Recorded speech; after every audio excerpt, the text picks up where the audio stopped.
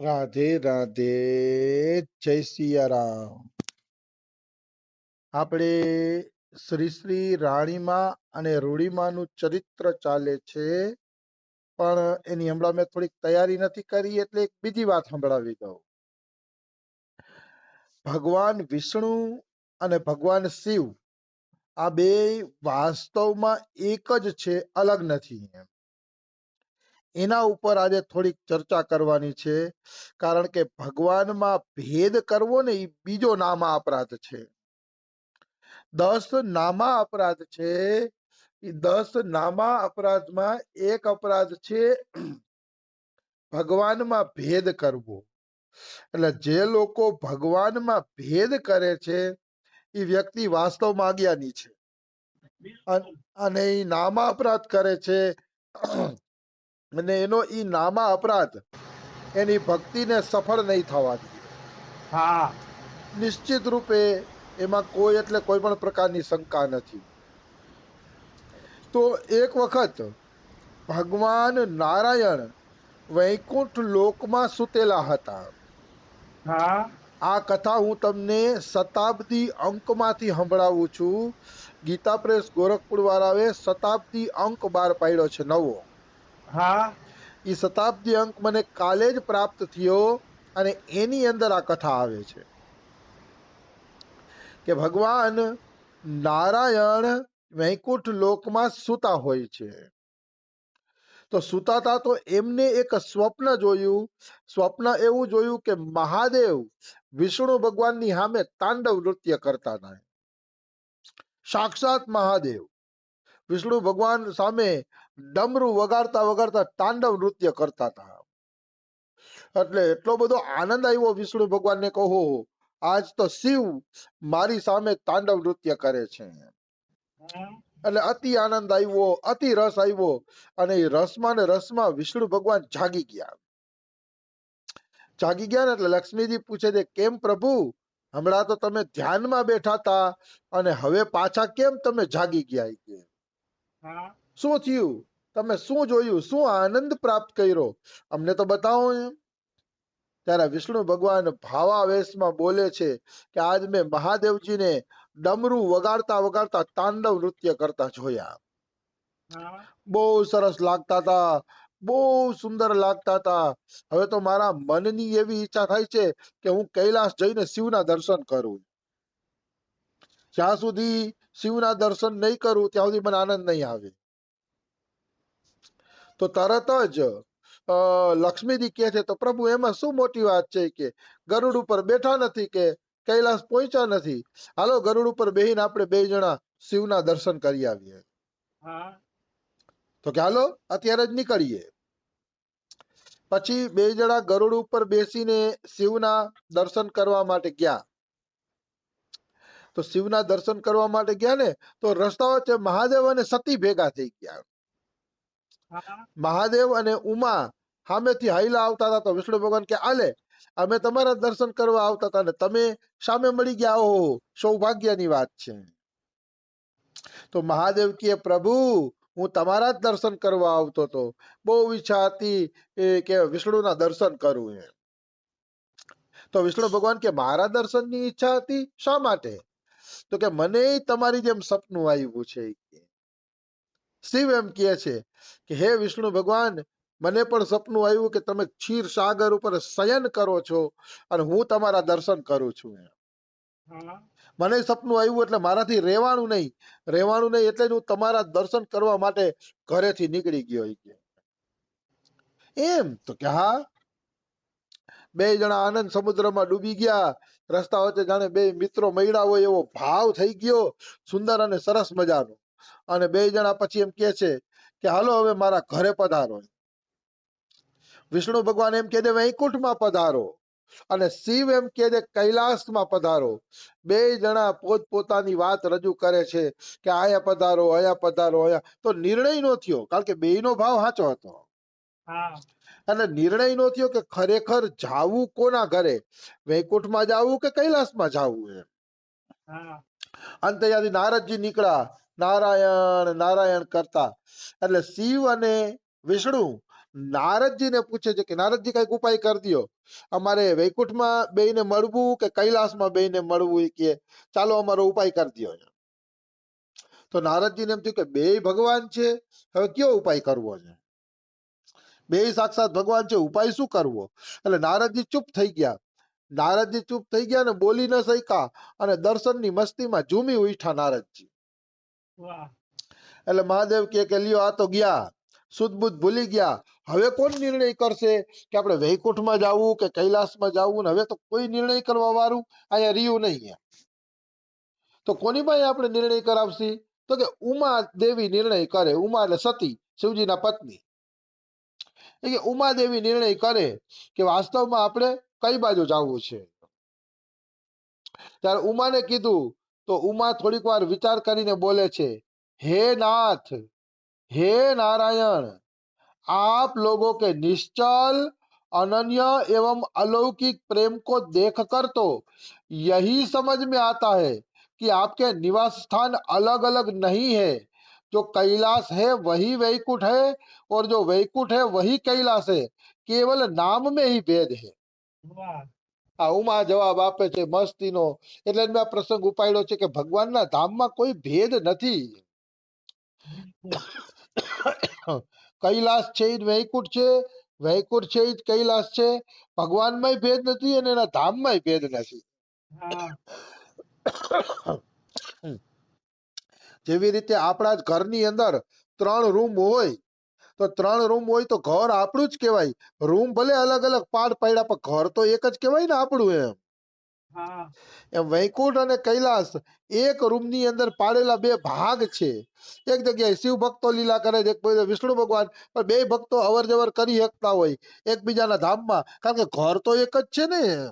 હા એટલે ભગવાનના ધામમાં કોઈ ભેદ નથી. તમે કન્યાકુમારી પાસેથી દરિયાનું નિરીક્ષણ કરો કે દ્વારકાથી દરિયાનું નિરીક્ષણ કરો, દરિયો એક જ છે અને જગ્યા અલગ અલગ છે, પણ છે તો બે ભારતમાં જ ને.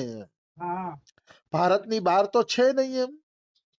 એટલે મનુષ્યએ ક્યારેય ભગવાનના ધામમાં ભેદ ન કરવો જોઈએ અને ભગવાનમાં ભેદ ન કરવો જોઈએ. તમને ગોલોક મળશે તો કૈલાસય મળી જશે, અને કોઈને કૈલાસ મળશે તો ગોલોકય મળી જશે. પણ અહીંયા એક રામસુખદાસજીની રહસ્યમય વાત છે, ઈ મારે રજૂ કરવી પડે. જો તમે હઠાગ્રહ કરશો કે મારે ખાલી શિવજી પાસે આનંદ લેવો છે, મારા તો ઈષ્ટ દેવતા શિવજી, તો પછી તમને શિવલોક કૈલાસની જ પ્રાપ્તિ થશે. તો તમને ગોલોકમાં કૃષ્ણ શું લીલા કરે છે એની પ્રાપ્તિ નહીં થાય. હા જો તમે તમારો પર્સનલ આગ્રહ રાખશો તો, અને તમે એવો આગ્રહ રાખશો કે મારે તો કૃષ્ણ લીલામાં જ ડૂબવું છે, મારે બહુ શિવજી માને એમાં જવું નથી, તો કૃષ્ણ લીલા જ મળશે. તો પછી કૈલાસની નો આનંદ તમને નહીં મળે. હા કારણ કે ભક્ત ક્યારેક હઠાગ્રહ કરે ને કે મારે આટલું જ જોઈશે, તો પછી ભગવાન એટલું જ આપે છે. હા પણ જો કોઈ ભક્ત વિશાળ દ્રષ્ટિ રાખશે કે કાલી કૃષ્ણ છે, શિવે કૃષ્ણ છે, વિષ્ણુ કૃષ્ણ છે, રામે કૃષ્ણ છે, બધાય મારા પ્રિયતમ પ્રભુના જ રૂપ છે, તેને બધાય ધામ મળી જશે. વાહ એક ધામ, અમારી ગેરંટી વાળી વાત છે, મને 1% શંકા નથી આમાં. તમે તમારો આગ્રહ નહીં રાખો અને બધાય ભગવાનમાં એક જ ભગવાનને જોશો ને બધાય ભગવાનને વિશાળ દ્રષ્ટિથી પ્રેમ કરશો, તો બધાય ધામની લીલા તમે જોઈ શકશો. એકેય ધામની લીલા તમારાથી બાકી નહીં રહે. મારે આ લક્ષ્ય ઉપર જ પહોંચવું છે, હા અને આ લક્ષ્ય મેં શાસ્ત્રમાંથી ગોતીને સિદ્ધ કરેલું છે કે આ બરાબર છે. એટલે હું આટલા પાવરથી કહું છું. ભલે મારો કોઈ અનુભવ નથી, પણ શાસ્ત્ર અનુસાર મને આ લક્ષ્ય ઉપર કોઈ શંકા નથી કે તમારા ઈષ્ટ દેવતાના રૂપ જ છે આ બધાય ભગવાન. એ માનશો તો બધાય ભગવાનની લીલા તમે દર્શન કરી શકશો નિશ્ચિત. એમાં કોઈ એટલે કોઈ પણ પ્રકારની શંકા નથી. પછી कहते यही नहीं, मुझे तो ऐसा प्रतीत होता है कि आपकी आत्मा भी एक ही है, केवल शरीर दिखने में दो है. આ પાર્વતી બોલે છે, ઉમા માતા બોલે છે કે તમે વિષ્ણુ ને શિવ દેખાવમાં જ 2 શરીર છો, તત્વથી એક જ છો તમે. હા और तो और मुझे तो अब यह स्पष्ट दिखने लगा कि आपकी भार्याएं भी एक ही है, दो नहीं. मैं हूं वही लक्ष्मी है, और लक्ष्मी है वही मैं हूं. વાહ લ્યો પત્નીને એક કહી દીધા પાર્વતીજીએ કે આ લક્ષ્મી છે એ જ હું છું ને હું છું એ જ લક્ષ્મી છે, તમારી પત્નીઓ અમે એક જ છીએ. એ કે આવું કેટલું બધું બોલે છે, આવું બોલાય એમ? તોય બોલે છે કે અમે પત્નીઓ પણ તમારી એક જ છીએ, અમારામાં એકત્વ છે, અલગતા નથી કે. એટલે પાર્વતી કે મારે એક દ્રઢ ધારણા થઈ ગઈ છે, દ્રઢ धारणा એવી થઈ ગયું છે કે એક के प्रति जो द्वेष करता है वह मानो दूसरे के प्रति भी द्वेष करता है. હા મતલબ કોઈ શિવનો દ્વેષ કરશે તો એને વિષ્ણુ નહીં મળે, વિષ્ણુનો દ્વેષ કરશે તો એને શિવ નહીં મળે. બિલકુલ બેમાંથી એકેયનો દ્વેષ કર્યો એટલે ખતમ વાત. તમે કોઈ દી જિંદગીમાં ભગવત પ્રાપ્તિ નહીં કરી શકો. હા અમારા સદગુરુદેવ ભગવાનને આજથી 2-5 વર્ષ પહેલા એક પ્રશ્ન પૂછાણો હતો કે અમુક સંપ્રદાય વાળા શિવજીને માને છે ને એ રામ અને કૃષ્ણનો ઘોર વિરોધ કરે છે, હા તો શું એને ભગવાન મળશે? બાબા કે ઉનકી છોડો, રાધા રાણીનો ભક્ત પણ રામ કૃષ્ણ ને શિવનો વિરોધ કરશે તો એને રાધા રાણી નહીં મળે, અને ઓલા લોકો રાધા કૃષ્ણનો ને એનો વિરોધ કરશે તો એને એની વસ્તુ નહીં મળે. હા જે લોકો કોઈ પણ દેવી દેવતાનો વિરોધ કરે છે એને પોતાનું લક્ષ્ય નહીં મળે, નહીં મળે, નહીં મળે. આ ફાઇનલ વાત છે. આમાં કિંતુ પરંતુ કોઈ ચાન્સ જ નથી. જે વ્યક્તિ બીજા ભગવાનનો વિરોધ કરે છે એ તો માનો કે જાણે પોતાના ભગવાનનો જ વિરોધ કરે છે. આપણા શરીરમાંથી કોઈ એમ કે પ્રિયસર તમારું મોઢું તો બહુ સારું છે પણ ચરણ હારા નથી, ચરણને કાપી નાખો ને તો આપણે થોડા આપણા ચરણ કાપવા દેસી. ના એવી રીતે કોઈ એમ કે મને કૃષ્ણ તો ગમે છે પણ શિવ અને રામ નથી ગમતા તો એના ચરણ કાપવા બરાબર છે, એને કદાપી ભગવત પ્રાપ્તિ નહીં થાય, સંભવ નથી. આવી વસ્તુ છે. તો ઉમા એમ કહે છે કે પ્રભુ તમે જે મને આ નિર્ણય કરવાનું કીધું કે કયા ધામમાં જવું ને એ તમે મારી પરીક્ષા જ કરો છો. એ કે આ પાર્વતીને ભેદ છે કે નહીં, પણ પ્રભુ મને કોઈ ભેદ નથી, તમે એક જ છો એવો મને અનુભવ થાય છે.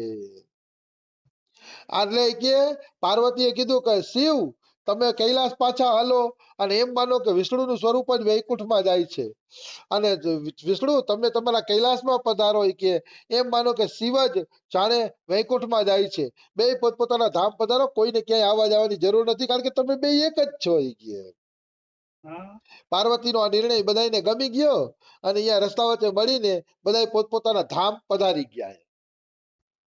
હવે પોતાના ધામમાં આવ્યા ને તો લક્ષ્મીજી વિષ્ણુ ભગવાનને પૂછે છે કે પ્રભુ તમને બધાથી વધુ પ્રિય કોણ છે એ મને બતાવો. ત્યારે વિષ્ણુ ભગવાન કહે છે કે પ્રિય મેરે પ્રિયતમ તો કેવલ શ્રી શંકર હૈ. મતલબ મારા પ્રિયતમ તો કેવલ મહાદેવ છે, કેવલ શંકર છે. એ કે દેહધારીઓને પોતાનો દેહ અકારણ પ્રિય હોય એવી રીતે મને શંકર પ્રિય છે. હા પછી વિષ્ણુ ભગવાને મસ્ત વાત કરી કે હું સંસારની અંદર વિષ્ણુ ભગવાન કે મારા પ્રિયતમને ગોતવા નીકળો કે હું કોને મારો પ્રિયતમ બનાવું. ગોતવા નીકળો ત્યારે મેં નક્કી કર્યું હતું કે સામે પણ કોઈ પ્રિયતમને ગોતવામાં પાગલ બનેલો જીવ હશે ને એને હું મારો પ્રિયતમ બનાવીશ. કે જે સામેનો વ્યક્તિ પણ પોતાના પ્રિયતમને ગોતવા માટે પાગલ થઈ ગયો હોય તો કે ગોતતા ગોતતા મને મહાદેવ મળ્યા, કારણ કે મહાદેવ પણ પોતાના પ્રિયતમને ગોતતા હતા, એટલે મેં મહાદેવને મારા પ્રિયતમ બનાવી લીધા. આ વાત બિલકુલ સાચી છે. મને પણ એક ધૂન છે કે મને પ્રિય ભક્તનો સંગ મળે. પ્રિયતમ એટલે પ્રિય ભક્તનો સંગ, ઓલો છોકરા છોકરી વાળી વાત નથી અહીંયા. મને ધૂન છે કે પ્રિય ભક્તનો સંગ મળે, પણ મેં વિષ્ણુ ભગવાન જેવો નિયમ લીધો છે કે જે શાસ્ત્ર પાછળ અને પ્રભુને મેળવવા પાછળ પાગલ હશે કે આ જન્મે પ્રભુને મેળવી જ લેવા છે, અને જે શાસ્ત્રનો પ્રેમી હશે ને એવા જ ભક્ત અને મારે પ્રિયતમનો સંબંધ રાખવો છે. આવી મારી પણ એક નિષ્ઠા છે. એટલા માટે હું હજી સુધી એકલો છું, કારણ કે એવો કોઈ પ્રિયતમ ન મળ્યો કે જેને ભગવત પ્રાપ્તિ જ કરી લેવી હોય અને જે મતલબ શાસ્ત્રોમાં મસ્ત બની ગયા હોય, ભગવાનમાં મસ્ત બની ગયા હોય, બીજું કોઈ કામ નહીં, બીજી કોઈ ઝંઝટ નહીં. મને પણ આવો કોઈ પ્રિયતમ સાથીદાર મળ્યો નથી ભક્ત હજી. આવી વાત છે. એટલે પ્રિયતમ એટલે મેં કીધું ને ગલત અર્થ નહીં, પણ એક ભક્ત સંઘ કે આપણા લેવલનો ભક્ત સંઘ મળે તો આનંદ આવી જાય. વિષ્ણુ ભગવાનને તો શિવ મળી ગયા, પણ મને તો આમાં કોઈ હજી દેખાતું નથી. આગે આગે હરિની ઈચ્છા છે. એટલે પછી કે છે કે મહાદેવ ને મારામાં કોઈ અંતર નથી. વિષ્ણુ ભગવાન કહે જે શિવ ભક્ત છે એ મને અતિ પ્રિય છે. વિષ્ણુ ભગવાન કહે અને જે શિવને માનતા નથી મને કદાપી પ્રિય બનાવી શકશે નહીં. અને આ કથા બૃહદ ધર્મ પુરાણ માંથી લેવામાં આવેલી છે. અને જે વિષ્ણુ ભગવાન ને શિવજી વાળા જે વિરોધ કરે છે, શિવજી વાળા કે અમે આગળ, વિષ્ણુ વાળા કે અમે આગળ, આ બે ભૂલાવામાં છે. એ બે માં કહીને ભગવત પ્રાપ્તિ થશે નહીં, જે વિરોધ કરશે. કારણ કે તત્વતઃ શિવ અને વિષ્ણુ એક જ છે. તો સમય થઈ ગયો છે, બીજું આપણે કાલે લઈ લેશી. રાધે રાધે, જય સિયા રામ. રાધે